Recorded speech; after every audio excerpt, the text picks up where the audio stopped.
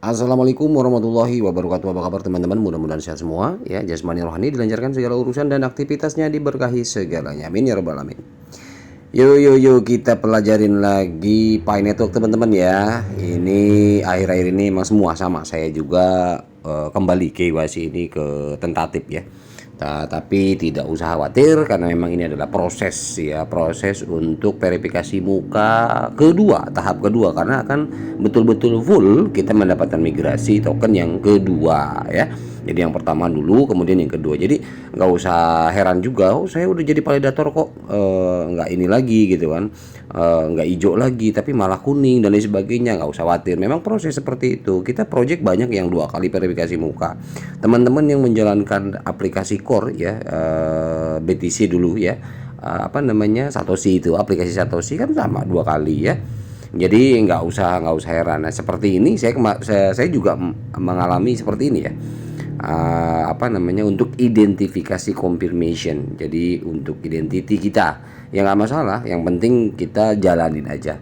Dan kebetulan karena memang di malam hari saya record juga ini malam, jadi tadi sempat belum berhasil untuk verifikasi muka, tapi besok biasanya siang agak cerahan saya coba verifikasi muka dan insya Allah mudah-mudahan oke lah ya. Karena kalau kita cek di mainnet checklist, kalau kita udah centang hijau semua ya sudah, kita memang punya base ya, database base kita, data dasar kita memang sudah lolos KYC, jadi nggak perlu khawatir juga kan gitu ya. Jadi kalau kita tidak ada apa namanya, kalau yang berubah ke tentatif itu tidak ada hitungan mundur. Nah, kalau yang kemarin kan sebelumnya video saya untuk Pi Network ini kan kemarin ada hitungan mundur tuh. Nah, itu yang betul-betul yang belum melakukan KYC, belum lolos ya. Ke tahap tentatif pun belum. Tapi kalau yang awalnya full ter KYC kemudian kembali ke tentatif, itu nggak usah khawatir, hanya verifikasi ulang saja, ikuti saja gitu ya. Jadi ada pop up tuh, ada pop up untuk melakukan KYC ya, lakukan saja ya. Oke ya. Nah, ini di dashboard teman-teman ada grace period. Nah, ini perlu kita pelajari sama-sama, makanya saya ajak teman-teman yuk kita sama-sama pelajari apa pemahaman yang akan kita dapat dari menepi.com ini ya. Jadi website resminya menetapkan masa tenggang migrasi KYC dan mainnet ya, langkah strategi menuju jaringan terbuka katanya gitu ya.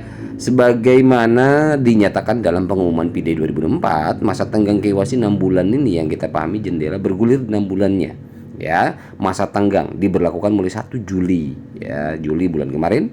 Sebagaimana ini udah 1 bulan lewat ya.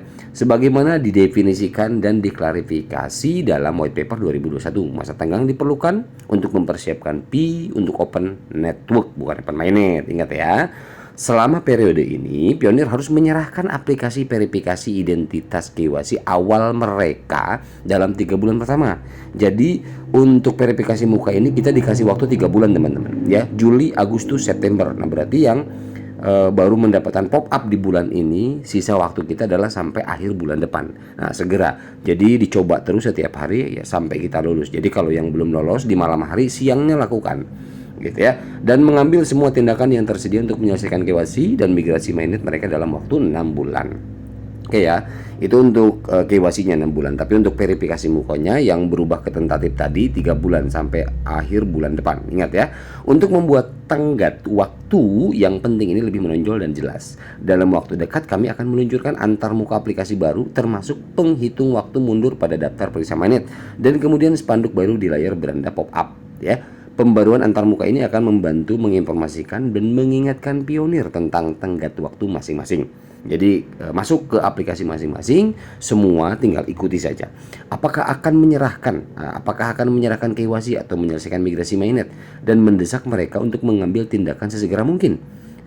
Kita ditekan nih untuk segera KYC, untuk segera lolos, karena memang kita mau open network teman-teman. Jadi semua platform yang ada di dunia ini akan terhubung dengan Pi Network ya, karena jaringan Pi Network dibuka open total global. Fitur antarmuka masa tenggang ini akan diulang dan ditingkatkan dari waktu ke waktu, misalnya menyempurnakan jeda pada penghitung waktu untuk kasus yang macet dan memberikan tingkat urgensi bagi Pionir yang telah menyelesaikan. Nah, ini saya jeda di sini dulu. Saya tekankan ke teman-teman, selain dibaca ya, sambil juga misalkan ada selingan waktu mendengarkan apa yang saya jelaskan tambahannya, itu diulang dibaca lagi, jadi supaya ada tidak ada pertanyaan ulang. Ini sebetulnya kalau dibaca terus diulang ya, atau misalkan dengerin saya apa yang saya baca sekarang juga itu akan jelas kok gitu ya. Kadang saya buat video tapi tetap masih bertanya, dan itu menandakan memang tidak ditonton gitu ya, seperti itu. Tapi nggak masalah teman-teman. Ada yang perlu dibaca, cukup dengan membaca, sebetulnya baca saja. Bagi pionir yang telah menyelesaikan daftar periksa mainnet dan bermigrasi sepenuhnya, maka mereka tidak akan melihat menghitung waktu di aplikasi mereka. Nah, bagi pionir yang telah menyelesaikan daftar periksa mainnet dan bermigrasi sepenuhnya, mereka tidak akan melihat penghitung waktu ya. Seperti saya nggak ada penghitung waktu mundur. Teman-teman tuh nggak ada. Berarti itu sudah full ya, periksa mainnetnya itu ya, mainnet checklist itu udah full dan udah bermigrasi sepenuhnya. Dan ini kalaupun kita ke tentatif nih, sama saya juga, ini hanya memastikan saja verifikasi kedua ya gitu ya. Mereka tidak akan melihat menghitung waktu di aplikasi mereka karena persyaratan dan tenggang waktu masa tengah tidak lagi berlaku bagi mereka. Jadi bagi yang tidak ada hitungan mundur, alhamdulillah ya, bersyukur gitu. Jadi jangan ngomel-ngomel jadi kuning ya, nggak apa-apa, itu proses. Untuk mencari open network pada tahun 2024, inilah saatnya memberlakukan masa tenggang dan jendela bergulir. Proses KYC dan migrasi sudah berjalan di sebagian besar jaringan. Ini berarti sebagian besar pionir seharusnya dapat menyelesaikan KYC dan migrasi sendiri dalam masa tenggang 6 bulan ini. Selain itu, kami telah menyertakan fleksibilitas dalam desain pengatur waktu 6 bulan untuk mengakomodasi pionir yang terhambat selama proses karena blok atau masalah sistem tertentu. Selain itu, di tingkat jaringan, pemberlakuan masa tenggang akan meningkatkan kemajuan kolektif kita secara positif dalam mencapai tujuan KYC untuk open network gitu teman-teman ya. Oke, jadi secara keseluruhan masa tenggang dimasukkan untuk mencapai keseimbangan antara menyediakan waktu yang cukup bagi pionir untuk lulus KYC dan bermigrasi ya, yang 6 bulan ini. Jadi kasih waktu kepada kita, masa nggak cukup gitu kan, maksudnya begitu. Sekalian menciptakan insentif dan urgensi pada cukup bagi orang untuk lulus KYC dan bermigrasi ke open network. Oke ya, ini hanya penjelasan open network saja. Kemudian coba kita lengkap saja karena memang ini hanya memberikan pemahaman KYC, pemahaman bagaimana tenggat waktu diberikan ke kita. Maksudnya ke sana ya, 6 bulan ini melewati periode. Jadi intinya selama 6 bulan itu kita harus menyelesaikan KYC, dan itu sudah berkali-kali di website resminya seperti ini dijelaskan bahwa 6 bulan, ayo segera 6 bulan gitu, intinya begitulah ya. Oke, apa yang terjadi dalam masa tenggang? Katanya periode tenggang adalah periode 6 bulan di mana pionir harus mengambil tindakan untuk menyelesaikan KYC dan bermigrasi ke open network. Mereka harus jadi bukan core team yang melakukan, kita gitu loh. Nah, itu udah beberapa kali dijelaskan ya. Mereka harus melakukan ini untuk mempertahankan semua P yang mereka tambang. Jika pionir gagal mengajukan aplikasi KYC awal mereka dalam 3 bulan pertama, nah jadi selama 6 bulan ini, yang 3 bulan Juli, Agustus, September, berarti ini adalah masa KYC pertama untuk para pionir yang memang belum lolos KYC full ya, mainnet checklistnya. Kecuali kalau kayak model saya kan alhamdulillah udah full checklistnya, jadi hitungan mundur nggak berlaku. Nah, bagi yang ada hitungan mundur, ini sebenarnya intinya adalah 3 bulan teman-teman ya, 3 bulan. Dan nanti ketika memang 3 bulan belum selesai, mungkin entah apakah dikasih kesempatan lagi selama 6 bulan ini atau tidak. Nah di sini kan ada atau gagal menyelesaikan semua langkah yang diperlukan untuk bermigrasi PIM mereka dalam waktu 6 bulan mulai 1 Juli, kecuali untuk blok sistem tertentu yang menghentikan penghitungan waktu mundur mereka, kecuali di hitungan mundurnya berhenti, awalnya ada misalkan. Nah itu mungkin beda lagi, nanti ada pop up ya. Mereka akan kehilangan sebagian besar saldo Pi sebelumnya ya, selain Pi yang ditambang dalam 6 bulan terakhir sebelum Pi. Berarti nggak semua dong kalau kayak gini ya, nggak bakalan hilang semua. Ini adalah jendela bergulir 6 bulan ya, terjebak dalam migrasi KYC atau mainnet karena alasan sistem tertentu tidak akan dihitung dalam 6 bulan pionir. Oke, ini yang terjebak saja ya. Yang terjebak ini juga kena resiko kalau memang tidak diperbaiki mainnet checklistnya, dicek ulang, data-datanya dan sebagainya. Kemudian kalau ada pop up tidak dikerjakan gitulah. Nah, ini tetap sebagian besar pi-nya akan hilang ya, mungkin akan di-burn maksudnya gitu ya. Secara khusus untuk menghindari kehilangan sebagian besar pi yang ditambang, pelopor harus memastikan mereka menyelesaikan 2 langkah tindakan dalam tenggang waktu masing-masing. Nah, ini 2 langkah. Menyerahkan KYC awal mereka 3 bulan pertama ya, tadi yang saya jelaskan ya, sampai 30 September. Nah, ini hati-hati teman-teman, ini penting ya diperhatikan. Langkah daftar periksa mainnet untuk bermigrasi ke mainnet dalam waktu 6 bulan. Nah, ini dalam 6 bulan, jadi dibagi 2, 3 bulan, ini dikalkulasi semuanya jadi 6 bulan. Nah, ini langkah daftar periksa mainnetnya dikasih waktu 6 bulan harus selesai. KYC-nya 3 bulan. Wow. Ini hati-hati teman-teman, sayang sekali nih ya kalau yang tidak serius mengerjakan. Oke, kemudian setiap orang yang belum bermigrasi ke mainnet akan memiliki penghitungan waktu masa tenggang masing-masing. Jadi tandanya adalah teman-teman, penghitungan waktu mundur itu adalah yang betul-betul kita harus rajin buka menu mainnet di Pi browser. Intinya begitu. Ya, jadi kalau misalkan teman-teman sudah ada pop up di sana waktu perhitungan mundur, nah intinya artinya adalah, ini mohon didengarkan teman-teman ya, ini sharing ya, ini saran saya, mohon diperhatikan, penting. Kalau ada hitungan mundur di akunnya yang terdapat perhitungan mundur, itu harus rajin masuk ke Pi browser dan cek kotak yang bertuliskan KYC. Itu teman-teman. Ya, jadi tidak bisa kita mengandalkan validator, tidak bisa mengandalkan core team, tidak bisa. Kita harus yang proaktif. Intinya itu, ya. Jadi itu Bang, ini gimana caranya? Misalkan ada hitungan mundur di aplikasiku, tapi aku nggak tahu langkah selanjutnya. Ini saya sampaikan sekarang, diulang-ulang sama saya supaya tidak bertanya ulang. Rajin masuk Pi browser, klik menu KYC, jelas ya. Itu yang penting ya, itu yang penting bagi yang belum full mainnet checklistnya, ingat gitu teman-teman ya. Jadi jangan sampai bingung langkah. Ini yang banyak orang bingung langkah, selalu bingung langkah loh. Kan udah jelas kalau memperhatikan apa yang saya sampaikan, kemudian baca di website resminya Pi Network seperti ini, jelas seperti itu langkahnya gitu ya. Nah, jadi setiap orang yang belum bermigrasi ke mainnet akan memiliki penghitungan waktu masa tenggang katanya tadi ya. Ini bahasanya sebenarnya diulang-ulang sih. Oke. Nah, ini kan ada, dan akan berhenti jika seseorang diblokir oleh sistem dalam langkah-langkah khusus berikut. Tidak memenuhi syarat untuk mengajukan KYC, ya, terjebak dalam proses KYC lebih dari 1 bulan. Ya mau nggak mau ya. Jadi jangan ngomel-ngomel ke saya nih. Ini jelas nih di menepi.com-nya nih ya.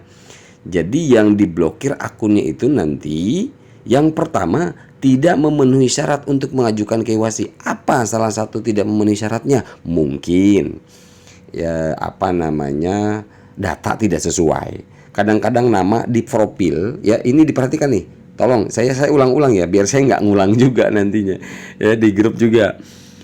Nama profil kita di aplikasi sama KTP ya, sama KYC itu harus sama, nggak boleh beda. Ini yang ngejebak nanti, yang nge-catch daripada data kita di sana. Ini problemnya di sini. Ini nggak bisa disepelein gitu ya. Jadi harus kecuali username boleh beda. Kayak saya Arul misalkan. Sementara nama nama lengkap di profil sama KTP itu harus sama. Nah, ini harus diperhatikan teman-teman. Jadi jangan terjebak di situ, ya. Jadi kalau misalkan kenapa kok ditolak, ya itu salah satu dicek juga itu. Kemudian terjebak dalam proses KYC lebih dari 1 bulan. Nah, kalau 1 bulan kita nggak serius ngerjain, yaitu wassalam nantinya akunnya ya. Kemudian memiliki status KYC tentatif. Nah, tentatif ini jangan dibiarin juga. Iya bang, ini punya saya tentatif bang, tapi bagaimana caranya? Yaitu dia tadi. Kalau memang ada pop-up KYC untuk verifikasi muka, lakukan segera. Bahaya kalau tidak kita lakukan ya. Oke, kemudian pop-up itu kan biasanya ketika kita klik petir. Ya. Ketika klik petir itu pop-up datang. Nah, makanya harus dikerjakan. Kalau misalkan kita sibuk nih, kita ngubernya siang. Tapi pop-up-nya malam misalkan. Malam kemarin ya. Otomatis kan ketemu malam lagi tuh, tapi kita pengennya siang, lewatin aja, nggak usah diklik petir dulu, siangnya baru diklik petir supaya siang kita bisa dapat pop upnya gitu loh ya. Dan penundaan oleh sistem migrasi magnet. Oke, kemudian setiap kali ada tindakan tertunda dalam proses yang harus dilakukan oleh pionir, baik itu pengajuan ulang, pemeriksaan keaktifan, koreksi informasi, item daftar periksa dan lain-lain, penghitung waktu mundur akan dilanjutkan, katanya begitu ya. Coba kita ulang, pahami ya. Setiap kali ada tindakan tertunda, oke, tertunda dalam proses yang harus dilakukan oleh pionir, baik itu pengajuan ulang, pemeriksaan keaktifan, koreksi informasi, item daftar periksa dan lain-lain, penghitungan waktu mundur akan dilanjutkan. Oke, jadi misalkan tertunda nih, kita baru ngerjain sampai sini, terus kita ada kesibukan lain, kita keluar dulu gitu kan. Nah, itu perhitungan mundur tetap berjalan ya, jadi tidak akan berhenti. Dengan asumsi bahwa pionir memiliki sisa waktu 10 bulan pada penghitungan waktu yang dilanjutkan dari jeda. Pionir akan memiliki waktu ini X ini 10 mungkin ya, 10 atau 1 bulan. Mana yang lebih lama untuk menyelesaikan langkah-langkah KYC dan migrasi yang tersisa. Oke ya. Pelopor ya, ini pelopor yang menyelesaikan 2 langkah di atas dalam tengah waktu masing-masing akan mengamankan dan menyimpan saldo pi yang mereka tambang. Pelopor yang melewatkan salah satu tenggat waktu masa tenggang hanya akan menyimpan pi yang mereka tambang dalam 6 bulan terakhir. Oke lah ya. Ini kemudian apa lagi nih? Catatan bagi pelopor yang belum pernah mengajukan aplikasi KYC. Nah, ini ya, yang belum pernah melakukan KYC ya, yang mainnet checklistnya belum full. Batas waktu pertama mereka adalah 3 bulan. Ini diulang lagi yang atas. Oke lah, saya rasa jelas.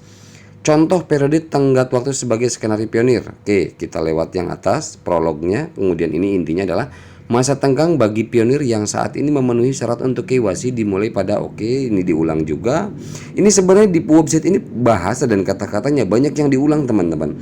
Supaya apa? Maksud core team ini supaya kita paham, ingat terus. Gitu loh. Ini pop up, ini penekanan. Ayo. Ini loh, waktu diulang lagi nih, waktu diulang lagi dari atas loh. Perkataan 1 Juli ini sampai 30 September. Jadi saya juga ya malas juga bacanya, diulang terus. Intinya kan kita kalau emang udah paham ya intinya begitu gitu kan. Kemudian bagi pelopor yang tidak memenuhi syarat untuk menyerahkan aplikasi KYC, menghitung waktu mereka dijeda dan akan dilanjutkan kembali setelah mereka memenuhi syarat. Oke ya, itu bagi yang tidak memenuhi syarat. Bagi pionir yang saat ini berstatus KYC tentatif, penghitung waktu 6 bulan mereka dijeda dan akan dilanjut setelah pemblokiran teratasi. Oke, berarti dijeda tentatif ya, dan akan dilanjut setelah pemblokiran teratasi. Setelah pemblokiran teratasi itu artinya mungkin teratasi oleh core team juga ya, karena ini secara sistem loh. Oke ya, bagi pelopor yang aplikasi KYC-nya macet dalam proses KYC selama lebih dari 1 bulan, penghitung waktu 6 bulan mereka juga dijeda dan akan dilanjutkan setelah pemblokiran teratasi. Namun jeda tersebut akan disempurnakan lebih lanjut di masa mendatang. Penghitung waktu hanya akan dijeda karena penundaan karena alasan sistem. Jika ada tindakan pengguna KYC yang tertunda, misalnya pengajuan ulang atau pemeriksaan keaktifan tambahan, penghitung waktu tidak akan dijeda. Pelopor harus mengambil tindakan.